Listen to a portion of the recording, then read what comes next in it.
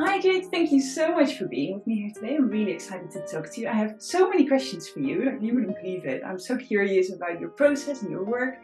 Jade is this amazing illustrator who I just really admire how how political you are in your artwork. Because that is something that I would like to learn. I'm very politically outspoken in person and to my friends and when I hang out, but on the internet I'm always a bit shy and I keep my opinions a bit to myself. But I just love sort of how brave and how daring your art is and the topics that it touches upon, or like feminism, body positivity. Not a big fan of the Tories. I do, so that's fantastic. And I'm just really curious to find out how you got started and where you get your inspiration from. And I'm sure we have loads and loads to talk about. So would you like to tell us a little bit about yourself before we get started? Yes. Thank you so much for having me, firstly. So I am Jade. I'm an illustrator. Everything you said is right. I make body positive, feminist, left-wing artwork. I sell things on postcards, stickers, badges, things like that. I try to be as true to myself as I can be. I try to make things that I would like rather than I don't think about the consumer very much. That's fantastic. I know a lot of people want to be a bit more like that. I think and we'll dive more into this in a moment. I think sort of in the current world where there's so much exposure on the internet and you see artwork that's made by so many different people, it's really hard to stay true to yourself because you see things that other people make. You think, oh, that's really great, or that's really great, or maybe I should be doing this, or maybe I should work more digital, or maybe I need to do more traditional art. And it's really difficult to really just do what you want to do and sort of ignore all the noise. And I think, it's really great if you do that. I love that. Yes, I do. I find it very difficult to not get kind of sucked into what you see on the internet and maybe I should be doing this, maybe I should be doing that. And it is difficult to get yourself out of that. But I try not to look too much into it. Like I use Instagram predominantly, but I try to just follow people that make me feel better about what I'm doing and, people that do similar things to me or things that I like rather than get sucked into all the nastiness. I agree. I think for me personally, Instagram has been quite good for that, as in the people that I follow are all sort of really happy, positive people. Well, they might have their problems, but they are not nasty in any way. And I think the people that follow me are really lovely people. Generally, I get very little trolling, luckily. Fingers crossed that stays that way. But just in general, it's, the internet is a difficult place, I think. Before we dive into this, because I feel like this is a rabbit hole where we can talk about for hours, I'm going to turn my camera around because I'm going to do a little bit of drawing with you. There we are. So you can see my desk now. I have some reference pictures that we picked together, and they were inspired by your family history, by your mum and your grandmother, which I think is really lovely. They are completely different from any art that you make, which I also sort of liked. I also thought, like, your inspiration can come from things that look different from what you make and what you do. And what I'm going to do is just sketch a bit loosely and be a bit messy. And I picked some colors that are really, because I thought I'll be a bit inspired by you. So I have some bright pinks here, some red, some more bright pinks. My favorite. Really go out of my comfort zone a bit. I have some black markers here that I'm going to start with and then add a bit of color. So I'm keeping it quite simple materials-wise, just pens and bright colors. So let me put that out of the way. What are you using? I do most of my work digitally now, but I started off predominantly paper cutting. So that came about. Is the time to tell the story of why that came about? So I'm just going to start with my sketch, and then in the meantime, tell me a bit about how you got started with art. Were you always creative? Is this a new thing for you? Tell me a bit more about it. So as I mentioned in our emails, my mum's side of the family especially have always been very, very creative. So my grandma studied fashion design when she was younger and then went on to be a florist. And my mum is an artist. She does fine art, so she makes like paper sculptures from recycled material based on nature. So it's always kind of been in our household, which is obviously a very nice environment to grow up in. It's wonderful. Yeah. So drawing was always kind of my go-to activity as a child. And then I studied it at school and then at college and then at university. So at college you have to do like all different types of art. So you do like a term doing fashion, a term doing graphic design, a term doing painting, etc. And when you say college, that is after high school, right? So you've sort of finished your high school diploma, I think GCSEs or A levels, it's called here in the UK, but sort of your high school. So you're sort of maybe 19 or something at that time. Yeah, about that. Yeah. So I did a term on graphic design, and I thought that was kind of the way I wanted to go. So I ended up doing illustration at university. And that was kind of the best thing and the worst thing, because I didn't really enjoy the course. I tend not to work very well to other people's specifications. So I didn't feel like the degree was really where I excelled. My tutor actually said to me in second year, I don't think that you can really draw, so you're going to have to think of something else. It's so horrible, isn't it? When teachers and who are so influential in your life, especially when you're young, say something like that, it can be so demotivating. And so, and also there's space, like there's literally space for so many different types of art in the world, and the more the better, and the more different styles and different things people make, the better. And then to have someone say something like that is, they clearly don't understand what art is about. If that's their profession, that's what they're saying. It's just, you hear it so often.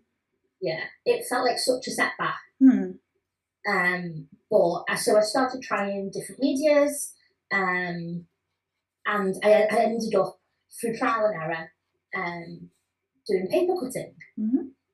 And my tutor was like, that's what's been missing. So what he felt I didn't excel at was finding the definite line while I was drawing. So my sketchbook was full of sketchy line drawings. And he said, I'm not good at finding the definite. I'm not good at being sure of what I'm doing. But when I was drawing with a knife, obviously that makes you... Yeah, there's no room for mistakes. You have to be sure.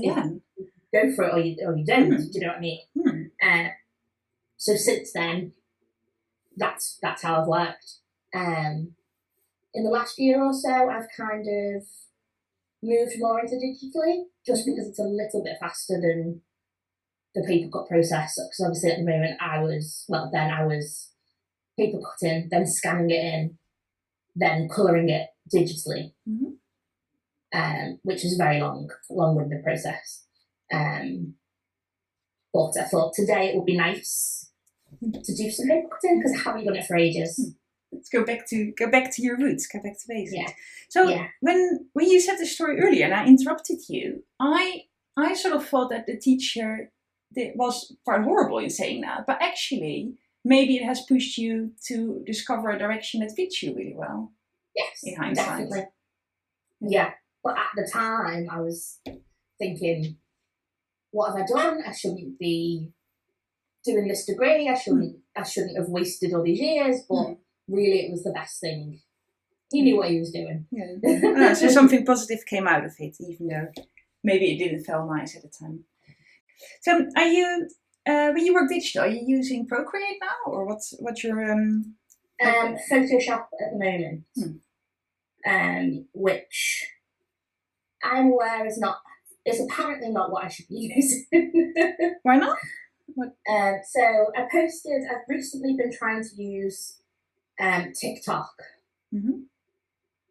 which I absolutely hate it. But sorry, I should laugh about it, but I really know the sentiment. Like, yeah. I posted a video of I was making like a repeat pattern on Photoshop, and I posted it like a behind the scenes kind of thing, and I got about 1,000 comments telling me you shouldn't be using Photoshop for illustrating. You should be using Illustrator or Procreate or. Well, I don't like learning anything. No, don't listen to anyone. I think using Photoshop is absolutely fine. My only problem with Photoshop is that it's so expensive. But other than that, if it works for you and it works great and you get the results that you want, I think it's quite a complicated program, Photoshop, because you can use it for so many things that you probably like. Procreate is just really simple and really user friendly, and that's why there's so many illustrators who started sort of during lockdown using Procreate, and that's fantastic that there is a tool that is really easy and user friendly. But no, if you're happy with Photoshop, why wouldn't you? I don't see any problems with that, personally. It's working for me. Yeah, if it's working for you and you enjoy using it, and I don't really get why people say you have to do this or you have to do that. I know. Some people just like arguing, don't they? This is true.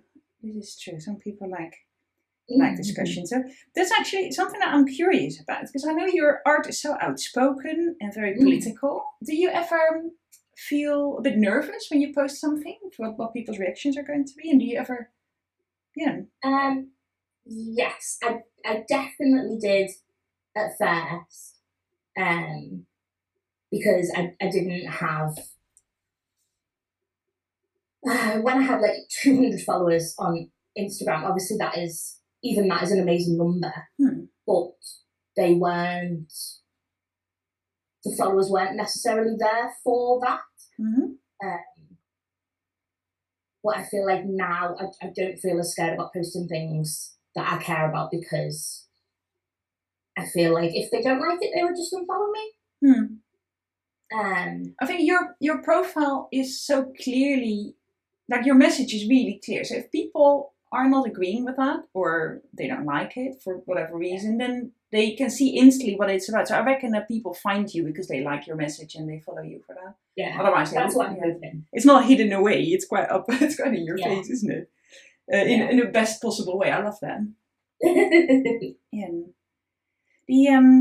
I find it. I'm always a bit worried about sharing my political opinions online, because I'm teaching art classes, and I think, well, people are here just to get a bit better at drawing and painting, and not necessarily, they don't really care about my opinions. But I feel like I want to do it a bit more, because I don't know, I feel a bit conflicted about it sometimes. I suppose you need to be a bit more family friendly. Well, maybe, but at the same time, I also find it really important to vocalize what you stand for. Because if you don't do it, well, no, you'll be like, if I don't do it, then, and there's lots of people who don't do it, then maybe you never hear these opinions, and people just, I don't know. It's good to open the conversation in like a positive way, isn't it? Yeah, definitely. I'm a big believer of them. So, I know it's quite tricky to make art and talk at the same time.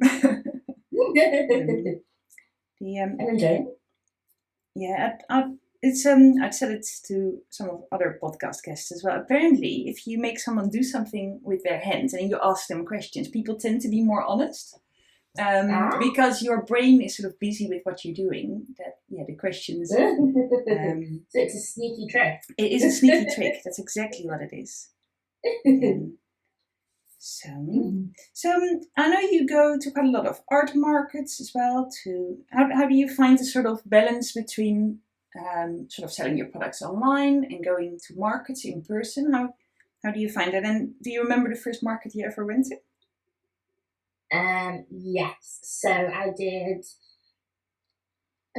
So while I was at university, after university, I took a couple of years off from doing art, which I majorly regret now. But anyway, while I was at uni, me and my friend shared a table at the Manchester Print Fair. So that was the first market that I ever did. But obviously we could only fill half a table each, and we didn't really have enough work for even that. But it's so lovely. Like, it's such a nice experience to meet not only your customers but also other store holders, like other people that are like-minded. It's not often that you find, well, it's not often that I find that, but it's a really nice experience. So I thrive off that. I like selling online, but it's not the same as that in person, actually meeting a customer, or not necessarily even a customer, just somebody that would look at it and like it, or someone that walks past and laughs at something that's on my table, or do you know what I mean? Yeah, it's just the interaction is something that you don't see. Like, you know that if you post something online, that people see it, or they may not see it depending on the algorithm. But people see it, but you don't see their reactions, do you? Only if they like it or they share it, like they decide to leave a comment. But everyone who sees it might have some sort of reaction. And if people walking by, you can see that in real time. So that's true. I never really thought about it that way. But yeah, I love doing markets. Probably my favourite part of the job. And do you have any markets coming up? I don't actually. So I've had a very, very busy couple of months, and I've quietened down a little bit now. I didn't book any in just because I've had a lot going on. I'm launching the clothing range tomorrow, and I've moved my studio. So I didn't know how long the studio move was going to take, so I haven't booked any in. But that's pretty much done now, so I am going to try and book some in over the next couple of months. And what sort of studio do you work in? Do you have your own place, or do you share it with people, or what does that look like? It's not very glamorous. So luckily, the January before COVID hit, so like January 2020, I was working as a restaurant manager, and I was doing art part-time. And me and my partner were getting a house together. And the restaurant that I worked in got taken over by a new owner, and I really didn't like the new owner at all. I got very bad vibes. So I thought I can either stay and possibly be unhappy, or I can go and train somewhere else at a job that I don't really want to do, or I could just kind of go for it and do art full time. And luckily my partner was very supportive, and so I quit my job. We sadly lost the house, but my parents have let me and my partner stay with them. So they kindly let me have a studio in the garage, which was nice. It was a very big space, so it was good. It allowed me to branch out into a lot of new products and things because I had the room to do it. But it was also very cold and damp, and it wasn't a very nice place to actually sit and work. So I found that I didn't spend an awful lot of time actually in there. I just mainly used it for storage, which wasn't ideal. So over the last week or so, I've moved into the house. So we're now, we've got a room that is my partner's study, that's now half my studio, and then our bedroom is also half my studio. But it's just the reality of things, isn't it? I think sometimes people, they don't really see everything that's going on sort of behind the scenes, and that you have to keep your stock everywhere and your art materials, and that you have to make things work. And I, for absolutely ages, was teaching art classes in my kitchen. So I had like my kitchen dining table, which we just didn't use to eat on anymore. And I was teaching all my classes there. And now I'm really lucky that I have some space in the house. So this is my little art studio. And it's just a small room in the house that I can use just solely for my art. And it's such a luxury to have that space to, also when you make something, to be able to leave it and then just come back to it the next day. it is hard because renting a place is so expensive, and even like shared studio places or pop-up places or things like that, because I did look at that before. So I just stopped sharing about myself. But it's so expensive and it's so hard. So to have a place in the house where you can work, just a dedicated workplace, is already such a luxury, let alone venturing outside and I'm very fortunate. Yeah, and so I'm glad you have a place in the house where you can do it. That's good. We did look at renting a studio space, but it's such a big overhead. That I couldn't justify it at the moment, really. No. Especially in the beginning, when you don't know if your business is going to be successful or not, and of course you have all these big dreams, but you don't know what's going to happen, do you? And then to commit, because for a lot of rents you have to commit 6 months in advance or longer. Yeah. It's like, wow, who knows what? Especially during the pandemic, who knows what happens in 6 months? Anything could happen. Do you still have another job next to it now, or is this your full time where you make your living off? Yes, I'm full time now. Wow, that's amazing. Well done. Thank you. So when I left that job, I've been full time since. So it was 3 years in January, just gone. Fantastic. Yeah, and honestly, I don't think I could ever go back. It's very, very different. Even like, so I've worked in like bars and pubs and restaurants and things like that. And my partner always says, "Is that not just the same as like when you go and do a market, for example?" No. Well, it's not at all. No. At all, because the people that come to a market are people that want to see my art. Do you know what I mean? It's a very different customer base than working in a pub. But I don't think I could ever go back to it now. Yeah, I can't really imagine working for a boss again. I just don't really like people telling me what to do. No, I don't. It's just a problem, isn't it? Yeah. So it was meant to be my first question that I ask everyone, but I forgot. I've forgotten every time so far. It's because my business is makings and musings, and then makings is the making part, the doing part, and musings is the thinking, dreaming, sort of imagination part. And I think a lot of people are a combination of both. But would you say you're more a maker or more of a muser? I'm more of a maker, I think. Doer. Yeah.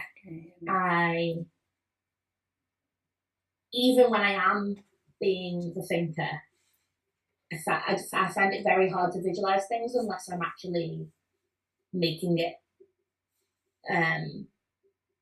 So often I will talk through things with like my mum or my boyfriend or whatever, but until I actually start getting it down on paper or onto the computer or whatever, I find it very hard to think of the finished outcome. So not so great with the thinking. I recognise that. I think when you run your own business, there's so many things that need to be done, and then if you spend a lot of time visualizing and thinking about it, then you'll never get anything done. So I think it's good to sometimes just take the plunge, and it might not be completely ready or completely thought through, but just do it. Yeah, that's very much me. Yeah, I recognise that. So I'm just grabbing. I want a bit of yellow paint, and I don't have any here, so I'm just quickly grabbing something. I have a lot of art materials hidden away here, and of course I have lots of stuff ready, but not quite what I want. There'll be something in here. So I wasn't planning to use lots of different other colors, but I want some yellow in here. The pen that I'm using is waterproof, so it's really great if you paint over it and everything just stays. But that's the plan anyway. The rest sort of doesn't blur out. And so There we go. So I know you make prints, jewelry. Your artwork is on like different products. I've seen lighters. I've seen necklaces or jewelry, earrings, buttons, and I saw earlier this week that you now also do clothing, fabrics. Yes. That is so amazing. And what inspired you to do that? And also because I think if your grandmother was a fashion designer, it's really nice how things would come together again. How, So it's something I've been wanting to do for ages. But I find I'm not great with time management. I find myself procrastinating quite a lot. So the clothing range is always something that it's always been at the back of my mind, but I've never been able to justify finding the time to do it. But I had the flu about a month ago now. I had the flu and I had it for about 3 weeks and I couldn't shift it.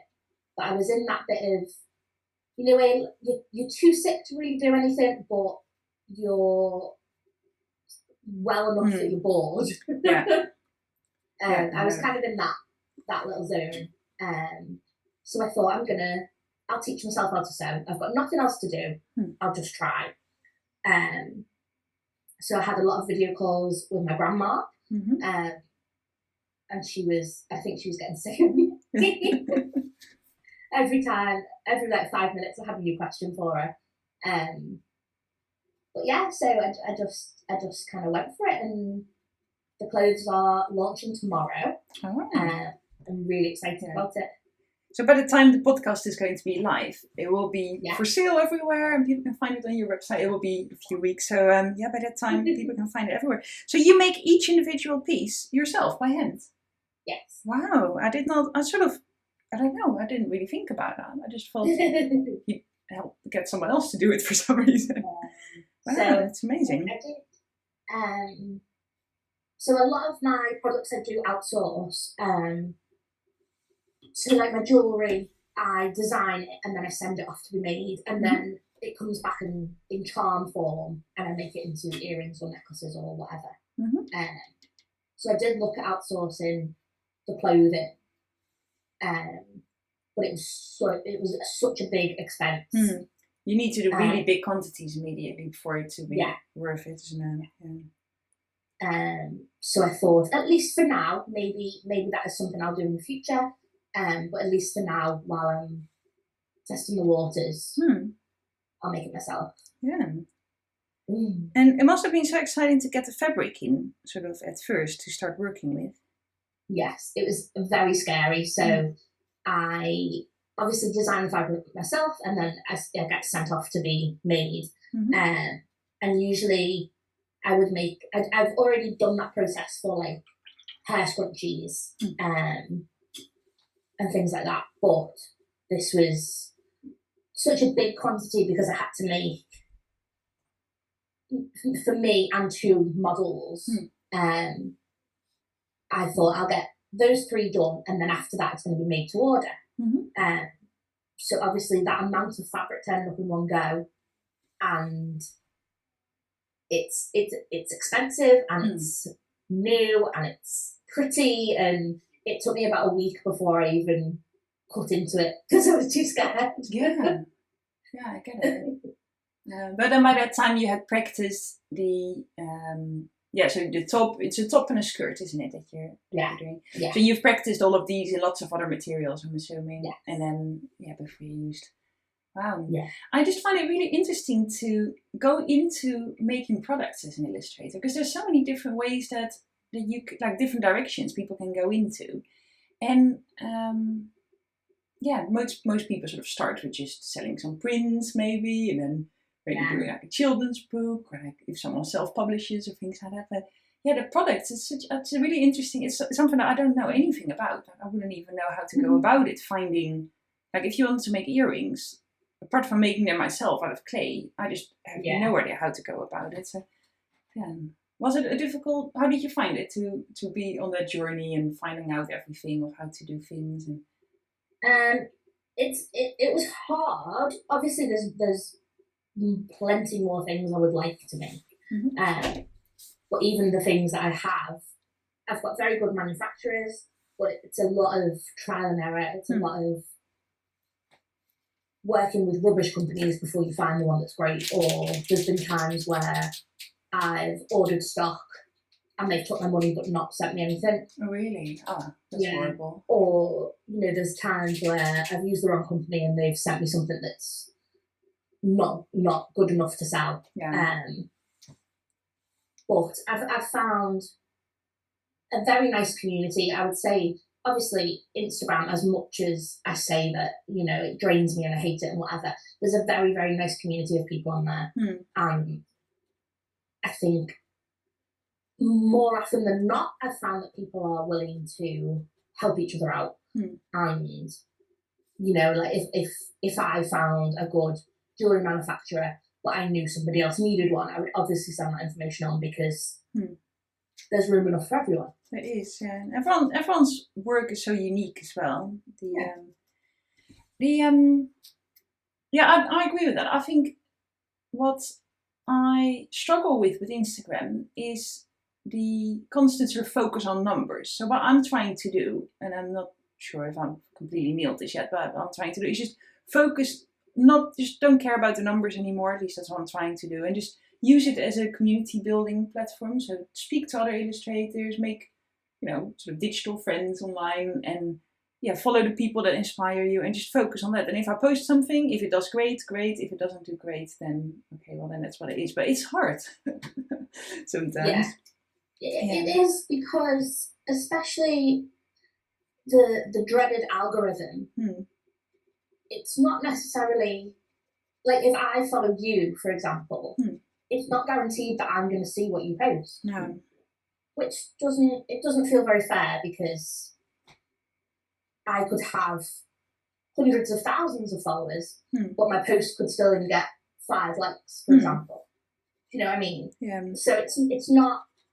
To focus on the numbers is just, you'll destroy yourself trying to figure it out. Nah. And what I really like is more sort of slow social media, and I include sort of things like this podcast, for example, something that takes more time to make, that I put more effort in, like the editing of the video takes more time, all these things.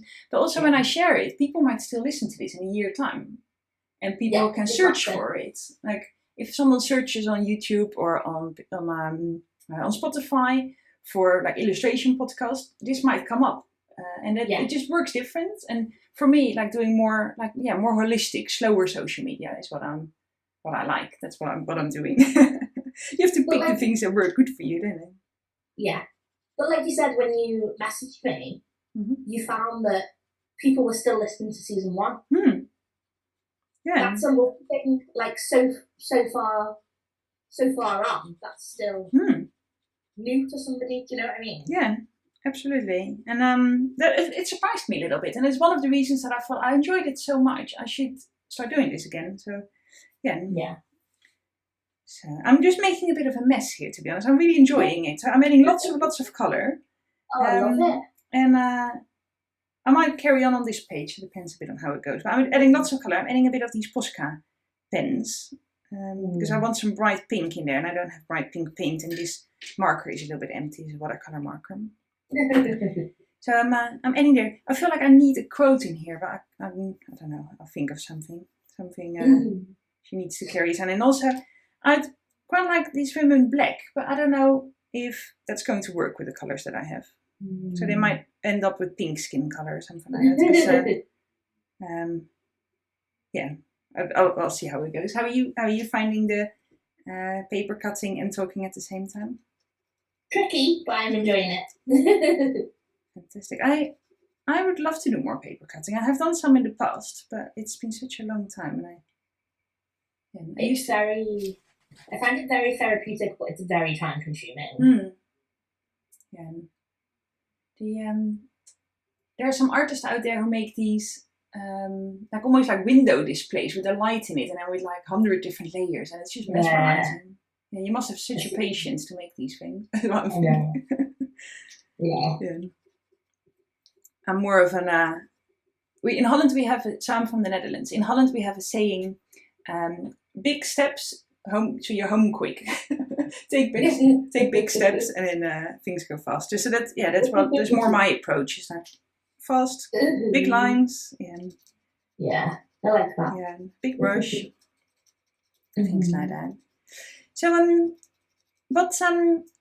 what are your vision for the future? I know that this is a bit of a tricky question, but when you sort of think of all the things that you've achieved and the products that you're making, do you have a bit of an idea of what you're going to do in a few years' time or 5 years' time? We've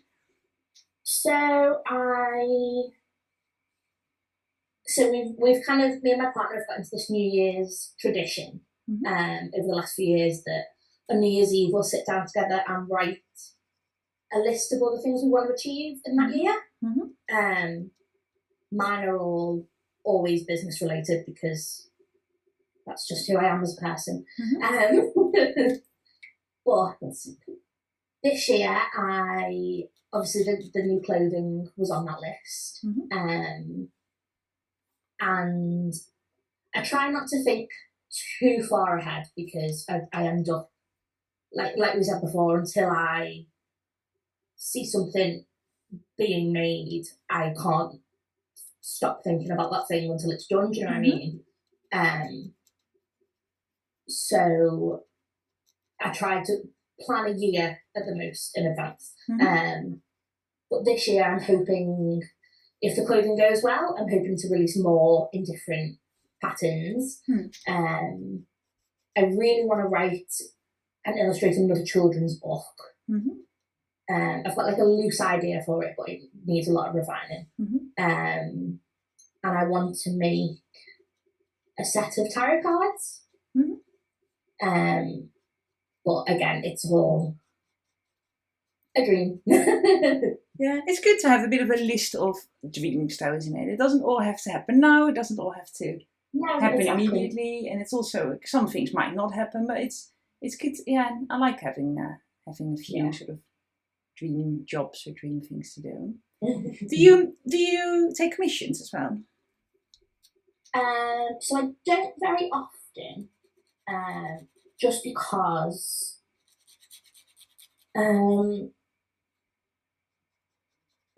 why is it? Because I don't majorly enjoy working to somebody else's brief. But I do take commissions in a sense of, like, if you message me with an idea, if I really liked it and thought I could execute it well, then I would obviously take that on. But I don't want to. I try not to take on commissions just for the sake of the work. Do you know what I mean? Unless it's something that I am also very passionate about. So I don't do an awful lot. But I do occasionally. Yeah, that's interesting. I love working towards someone else's ideas. I find it really fun, and when someone has a bit of a vague idea, and to talk to them and sort of get that idea out, because sometimes people don't really know what they want, and you start talking, you sort of guide them through that process, and then to make it, and then when they see it, they're like, yes, that's what I wanted. I love that. I find it, I really love that. And sometimes I am a creative person, but I'm not always good in generating ideas, so I'm more of the executor. So if someone else has the ideas and I can make them, that's brilliant. I love that. It saves me so much stress. That's the hard part done. Yeah, exactly. But it needs to be a good idea, and you need to be aligned. I've worked with clients before who had a vision, or when they ask you, "Oh, can you make this in this person's style?" No, no, I'm not doing that. If you want it in that person's style, work with that person. Yeah. But other than that, no, I love it. I find it really. But I don't do any individual commissions, so only for businesses or projects or things like that. I wouldn't do people's pets portraits anymore. I've done that. Yeah. It was fun, but no. No. So it's interesting. I don't know if I'm right about this, but I assume that your Factories design is sort of your most, not necessarily saying your best seller, but your sort of most eye-catching product. It's my best seller. Yeah, is it? Yeah, I thought it might be. Definitely. It's just so, it's just so great. Like, I love it. I think it's so memorable. That's what it is. It's so memorable and also a bit daring. Well, very daring, isn't it? Yeah, it's a little bit naughty. Yeah. When did you make that? Is that a long time ago, or was it one of your early ones or recent? I started it on badges, probably during the pandemic, because I felt personally victimised by Boris Johnson. And I just think that the whole nation was, well, the whole world, but the UK felt not a great place to be. No. Like, I've got friends that lived in other countries. I had a friend that was travelling in Australia at the time. I've got family in New Zealand, and everyone I spoke to that wasn't in the UK said, we're handling it great, or you know, we were ahead of it, or we were locked down straight away and now it's under control, or you know, those kind of things. And I just felt like we were being shortchanged a little bit by the way it was handled here. Especially like all the stuff that's come out since about like the parties and, you know, all that. I just, I'm not overly proud to be British.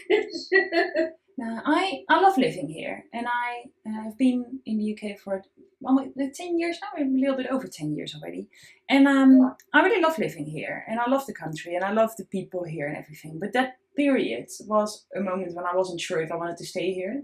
Yeah.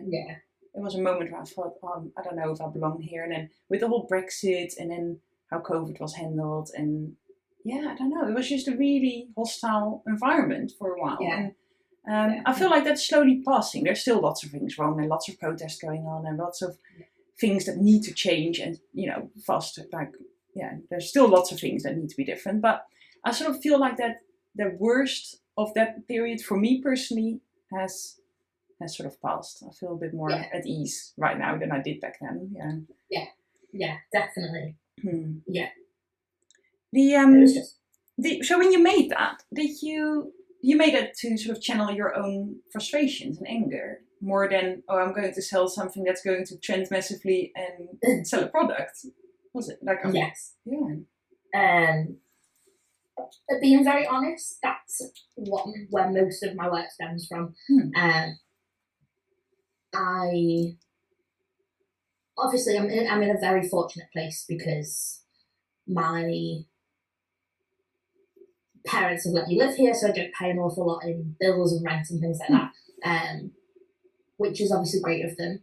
And my partner works full time, so it's a nice balance. Like I do bring enough in to live on, but I know that if I have a rubbish month, we'll be okay, kind of thing. Which is fortunate because I like making things that I like. So most of my work is something that I would want to own or have on the wall or wear, and then I just kind of hope that other people like it. Yeah, I think that's the best way. And it's also okay to acknowledge the fact that you have certain privileges or a safety net in place and that you're relying on it. I'm exactly the same. I wouldn't be able to do this. Well, I had quite a lot of savings when I started because I quit a corporate job and I had some savings from that. But now they're all used. And if I didn't have a safety net, I'd be much more worried about how my months were going. And luckily things are going quite well, and you know, I can live from this, but I can't save up for retirement or like things like that. That's not really a possibility. Or if I would get ill or something like that would happen, then I'm totally relying on my partner and on my family. And that's quite a vulnerable place to be in. But luckily I have that safety net. So I can totally understand for someone else who doesn't have people to rely on and people with jobs in their lives. That's that's a very different place. I think there's nothing wrong with relying on people, but yeah, it's also a bit lucky, isn't it, in a way? Yeah, I do feel very fortunate. But it's also very hard because I don't really take a day off. I can't justify to myself taking that time because I know, like, if I had a normal job, say, I would go to work, I would get a paycheck. Whereas I feel like I actively have to make sure that I am making products or posting content or, you know, so making sure that payday comes, because otherwise, what am I going to do? Yeah, absolutely. It's interesting, isn't it? I wouldn't want to trade with anyone, like with people in a job, but it's an interesting balance. It's not always easy. No. I love what you're making, by the way.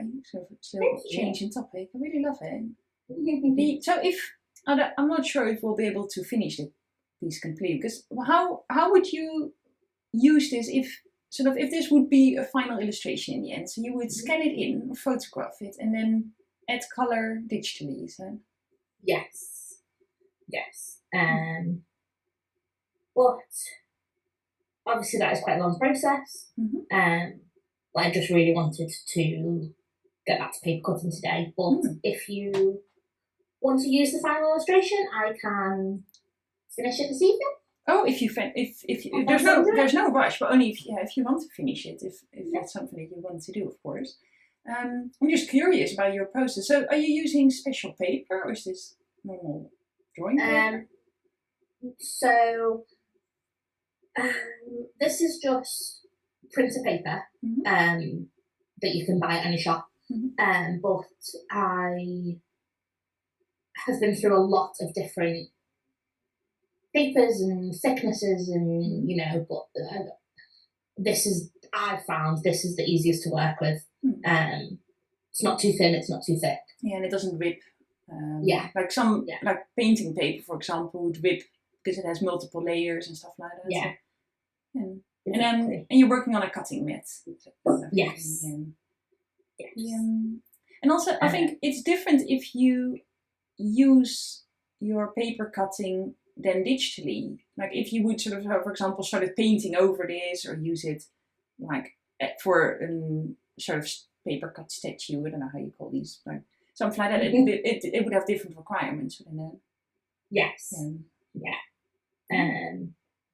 So I don't know a massive amount about that, but I think if it was a stencil, it would maybe have to be waterproof. I would maybe use acetate, I think. But yes, this is just how I find the easiest way. Do you so for your cards that have words in it, is this how you used to do the lettering as well? Yes. So as I mentioned before, I'm a bit of a technophobe. I'm not very good with computer things or learning new things on the computer or anything like that. So I used to hand cut all the lettering, scan it in, colour it, whatever. About a year ago, I did the alphabet, scanned it in, and taught myself how to make a font.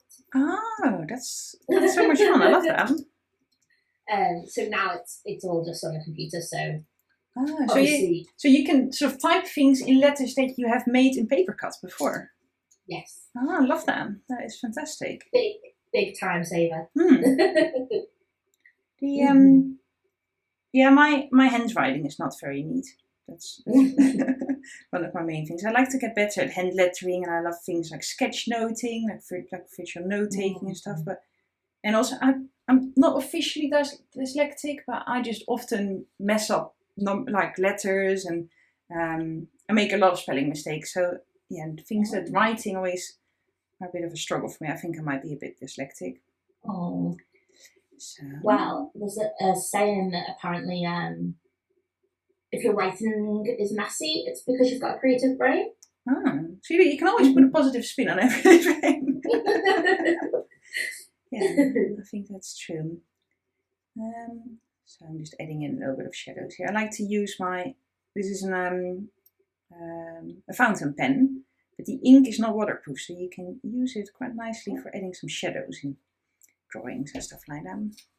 It's a lot of fun. I love using lots of different materials. It's one of the reasons I like teaching is because I can just pick something that I want to learn or something that I find interesting, and then think, I'm going to run a course in this, and then I'll do research and learn it, and then I'll run a course. So it's sort of, I don't always pick things that I'm already able to do. I just think, what do I want to do next, instead of doing the same thing.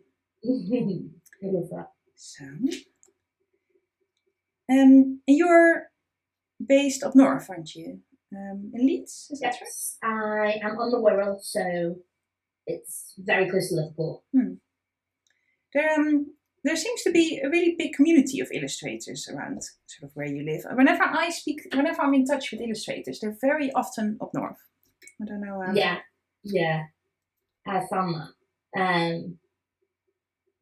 I think my partner always says that more creative people live up north because, generally speaking, we're poorer, more working class. So having a creative outlet is a way to climb out of that kind of poorness hole. Do you know what I mean? Okay, that's interesting. That's apparently why. Yeah, maybe more motivation to start your own business or to side hustle, things like that. Yeah, I think there's maybe not as many opportunities. That's interesting. And where did you go to college? Also around there, or? Yes, he went to LJMU, which is in Liverpool. Interesting. Yeah. I used to travel quite a lot up north for work, but there's a lot of places I've not been yet. I need to. I think I envision myself in 10 years' time moving a bit further north, with more nature around me. Whereabouts are you living now? I live in a town called St. Neots, which is Cambridgeshire, but it's maybe an hour outside of London. So it's right. Yeah. It's quite a big town, but it's much quieter. This is the smallest place I've ever lived in. I've only ever lived in big cities my entire life until now. So which do you prefer? I never thought I would ever move out of the city. I always thought I'd be a city person forever, until sort of during the pandemic when we moved here. And I haven't missed London at all. Like, only if I go out and see friends and I have to take a really late train home, then it's really annoying. Yeah. But other than that, I love it. I love having more fresh air and more nature around me and stuff. So I think I'm becoming more and more countryside and more, I love camping, spending time in nature. I love being outdoors. I think maybe one day I'll be completely off the grid, no internet, and just living in a cottage somewhere on a hill with some sheep and stuff like that. That's probably where I end up. That'd be great. Yeah. How about you? Are you? I prefer countryside, nature, but where we live, very fortunately, where we live is equal parts to Liverpool as it is to like Wales.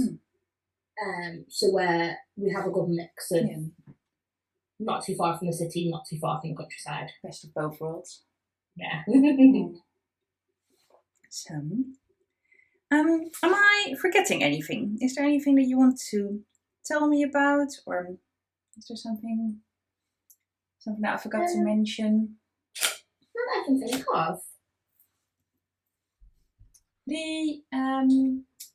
Where can people find you if they want to know more about you? I think this is fair. But I'll put all your links and everything in the show notes. This is going to be on YouTube and on different platforms, so Spotify, Apple Podcast, all these things. So there's everywhere, there's a place where I can put everything in. So they can find me. Social media-wise, I mainly use Instagram. And I'm at Jade Muat-Dodd. And my website is jademuat-dodd.com. So I'm quite easy to remember because I've got a very unusual name.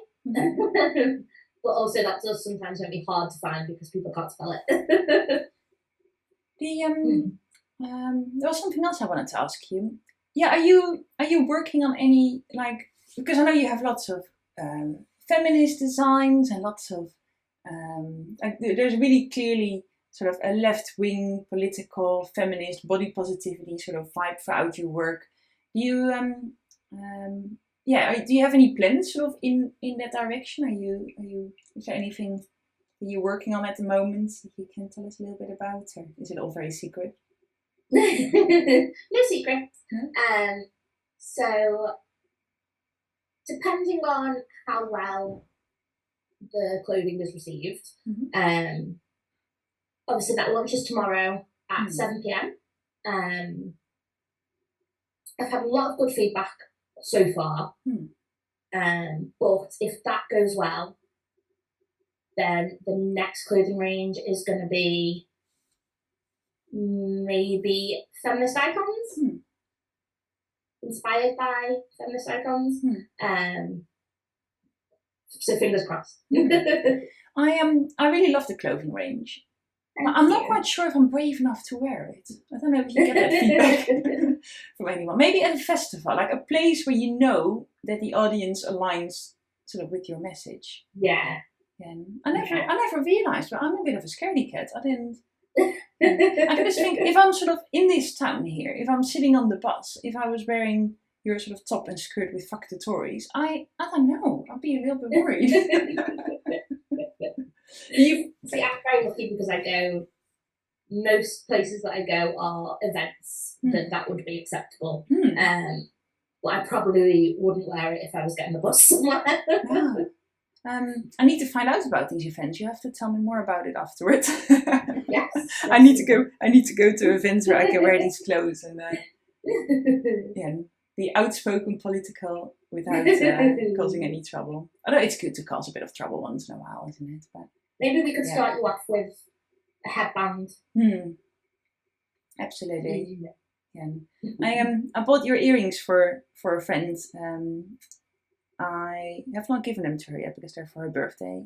But by the time this is launched, her birthday will have been. So I hope she loves them. She's very outspoken, so I think she will wear them. But I think it's good. Sometimes I don't know if you have found this, that sometimes your audience might also come from an unexpected sort of source. So do you have any like 80-year-old ladies sort of wearing your clothes or your earrings? Do you ever see anything like that? Yeah. From someone that you wouldn't expect it from? Yeah.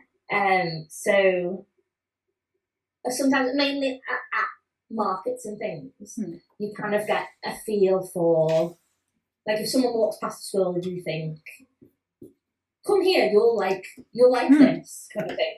And sometimes the opposite.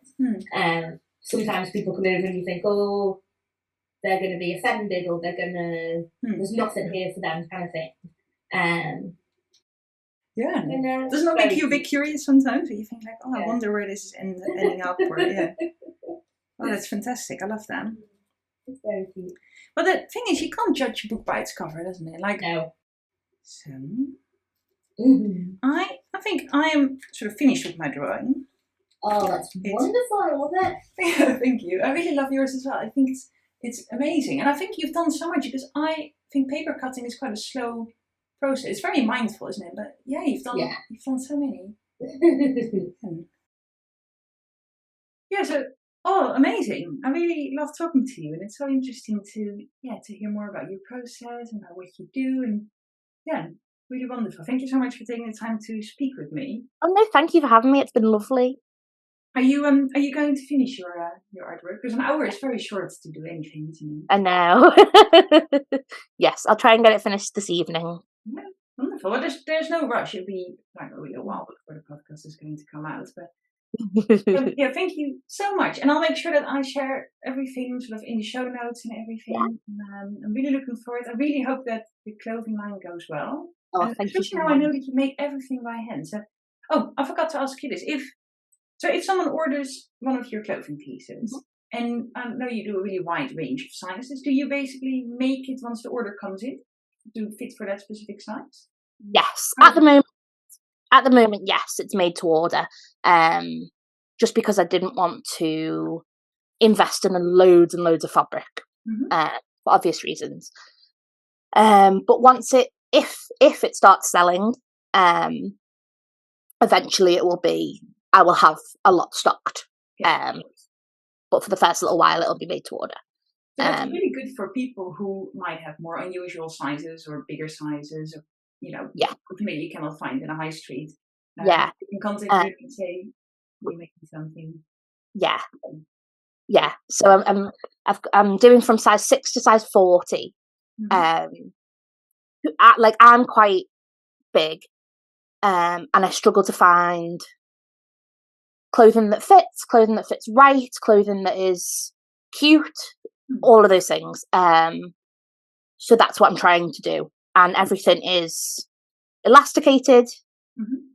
So the outfit in whole is elasticated in 3 places. So it should fit up a size or down a size. Should. Fantastic. I really hope that you be sold out within a week and that it all goes amazing. Oh, thank you so much. I wish for you, and thank you so much. And we'll speak and we'll stay in touch. And and I'm sure we'll see lots and lots more of your stuff coming by in the next few years. Thank you. Thank you. It has been a few weeks between us recording this podcast and actually having a podcast online. And of course, I followed Jade and I wanted to make sure that everything went well with the clothing lounge. And I can confirm that it went fantastic. She sold lots of pieces, and I think she's just reopening for people to order again. So if you're curious, make sure you check it out. And thank you so much for listening.